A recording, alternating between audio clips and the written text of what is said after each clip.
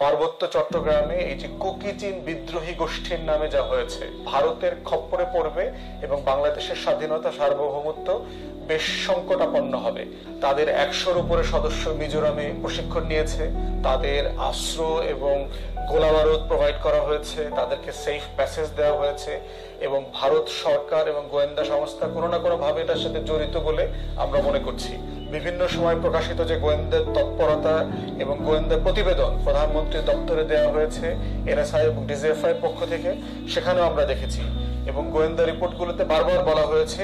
কয়েকদিন ধরে দেখতে পাচ্ছি যে আমাদের যে পার্শ্ববর্তী সীমান্ত অঞ্চল আছে ভারতের, সেখানে সেভেন সিস্টার্স যে 7 বোন রাজ্য বলা হয়, সপ্তকন্যা, এর ভিতরে মণিপুর একটা রাজ্য আছে। মণিপুর হচ্ছে ভারতের পাশাপাশি বাংলাদেশ এবং মিয়ানমারের সাথে সীমান্ত আছে। মণিপুরের পাহাড়ি অঞ্চল খুব সুন্দর একটা জায়গা, জনসংখ্যাও খুব বেশি না, আপনার 33 লক্ষের মতো। এর ভিতরে 53% হচ্ছে মেইতি জনগোষ্ঠী বলে আর কি। তো মেইতিরা হচ্ছে মূলত সমতলে থাকে এবং হিন্দু ধর্মাবলম্বী এবং আরো কিছু এই উপমহাদেশের যে সনাতনী ধর্ম আছে, সানাবেহ ধর্ম, এরকম ধর্ম তারা পালন করেন। বাকি 43% হচ্ছে কুকি, নাগা, এই ধরনের জনগোষ্ঠী, পাহাড়ি জনগোষ্ঠী, এবং তারা মেইনলি হচ্ছে খ্রিস্টান।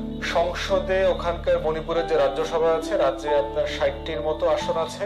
টেকনিক্যালি 53% মেইতি হলেও 60টা সিটের ভিতরে 40টা আসন তাদের, এবং রাজ্য শাসন করছে বিজেপি সরকার। তো বিজেপির যেহেতু একটা হিন্দুত্ববাদী এজেন্ডা আছে, তারা প্রশাসনে, চাকরি বাকরি সব জায়গাতেই এই মেইতি জনগোষ্ঠী, হিন্দু জনগোষ্ঠীকে তারা অগ্রাধিকার দিচ্ছে। তো এসব কারণে যারা সংখ্যালঘু আছে, খুব বড় দাগের সংখ্যালঘু, কুকি এবং নাগা, তারা যথেষ্ট মর্যাদাহীন অবস্থায় আছেন এবং তারা মনে করছেন তাদের অধিকার ক্ষুণ্ণ করা হচ্ছে।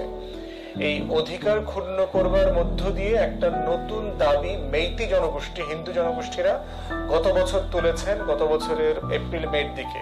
সেটা হচ্ছে যে ভারতের আইনে যারা সংখ্যালঘু আছেন, পিছিয়ে পড়া জনগোষ্ঠী, পাহাড়ি জনগোষ্ঠী আছেন, তারা বিভিন্ন কাজে, চাকুরিতে, লেখাপড়াতে কোটার সুবিধাটা পান।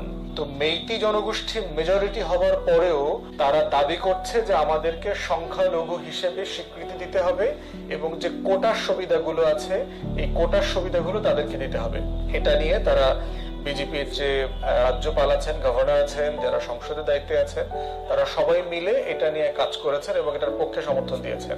সেটাকে কেন্দ্র করেই মূলত গত বছর এই সহিংসতাটা শুরু হয়েছে।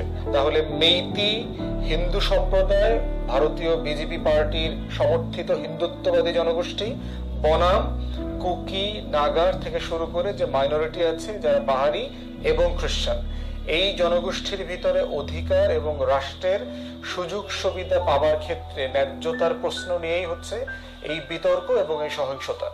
এবং এই সহিংসতা আমরা দেখেছি ইতিমধ্যে 400 লোক প্রাণ হারিয়েছে এবং দুই পক্ষের লোকই প্রাণ হারিয়েছে। এবং গুরুত্বপূর্ণ ডেভেলপমেন্ট যেটা হচ্ছে, গত পরশুদিন আমরা দেখলাম সেখানে 6 জন লোক মারা গেছেন এবং ড্রোন অ্যাটাকে মারা গেছেন, যেটা ভারতে আপনারা জানেন গত 77 বছর থেকে বহু রাজ্যে বহু ধরনের, বহু আদর্শ এবং ধর্ম দ্বারা তাড়িত বিচ্ছিন্নতাবাদী আন্দোলন চলছে।